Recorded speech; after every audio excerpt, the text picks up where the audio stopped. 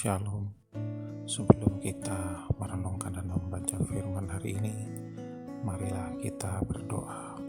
Bapa, sekarang kami kembali dalam hadirat-Mu. Terima kasih atas penyertaan-Mu sepanjang hari ini. Sebentar lagi kami akan merenungkan firman-Mu. Berkati pikiran kami agar firman ini dapat menjadi penuntun hidup kami hari lepas hari ke depan. Di dalam nama Tuhan Yesus kami berdoa. Amin.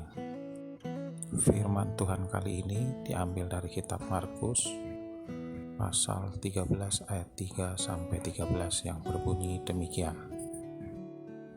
Ketika Yesus duduk di atas bukit Zaitun berhadapan dengan bait Allah, Petrus, Yakobus, Yohanes dan Andreas bertanya sendirian kepadanya, "Katakanlah kepada kami, bila manakah itu akan terjadi dan apakah tandanya kalau semuanya itu akan sampai kepada kesudahannya?" Maka mulailah Yesus berkata kepada mereka, "Waspadalah, supaya jangan ada orang yang menyesatkan kamu. Akan datang banyak orang dengan memakai namaku dan berkata, 'Akulah dia,' dan mereka akan menyesatkan banyak orang. Dan apabila kamu mendengar deru perang atau kabar-kabar tentang perang, janganlah kamu gelisah. Semuanya itu harus terjadi, tetapi itu belum kesudahannya.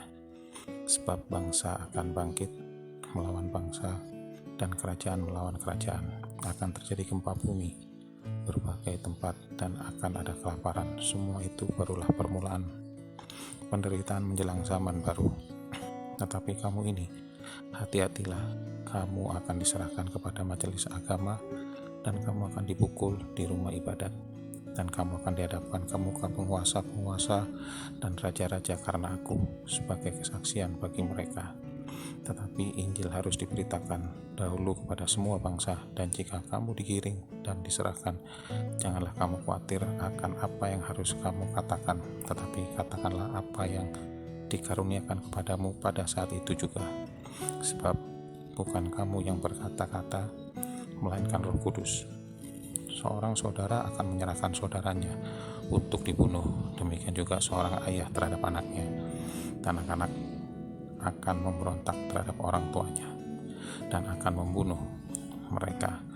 Kamu akan dibenci semua orang oleh karena namaku, tetapi orang yang bertahan sampai pada kesudahannya, ia akan selamat."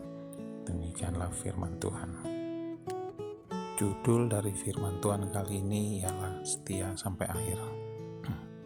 Firman Tuhan kali ini berbicara tentang akhir zaman. Seperti kita semua ketahui, kehidupan saat ini semakin hari terasa semakin penuh dengan tantangan, dan boleh dikata memang tidak semakin baik, dan ini dapat dirasakan hampir setiap lini kehidupan. Penyakit yang tidak kunjung meredah, malah terus muncul varian-varian baru. Terbaru telah terjadi perang seperti yang terdapat dalam ayat 7 dan 8 yang berbunyi demikian. "Dan apabila kamu mendengar deru perang atau kabar-kabar tentang perang, janganlah kamu gelisah. Semuanya itu harus terjadi, tetapi itu belum kesudahannya. Sebab bangsa akan bangkit melawan bangsa, dan kerajaan melawan kerajaan. Akan terjadi gempa bumi di berbagai tempat, dan akan ada kelaparan. Semua itu barulah permulaan penderitaan menjelang zaman baru."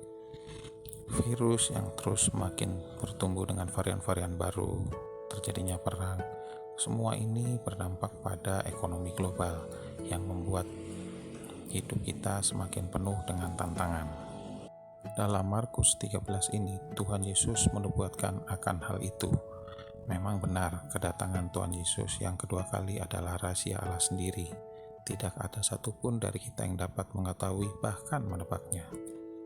Makna dari Markus 13 ini adalah hendaknya kita sebagai umat yang percaya pada Tuhan Yesus Kristus untuk senantiasa mempersiapkan diri kita untuk menyambut kedatangan Tuhan Yesus yang kedua kali.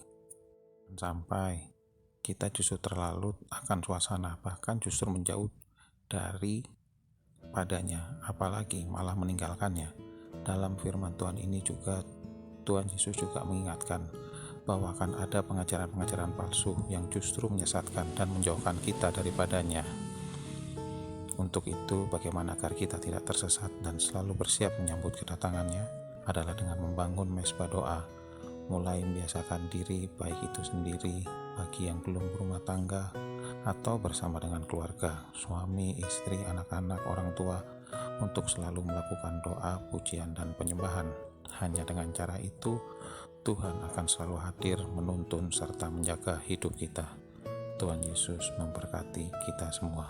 Amin.